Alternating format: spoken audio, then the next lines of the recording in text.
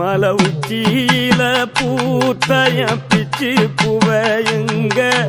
கொத்து கொத்தா காய்ச்சைய வெள்ளரி பிஞ்சையுங்க கொல்லையில காஞ்சைய பட்டு சிலைய பார்த்தா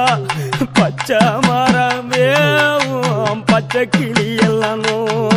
ஆட்டக்காளியும் நான்தான் கொட்டுக்காளியும் நான்தான் பட்டி தேடும் முட்டி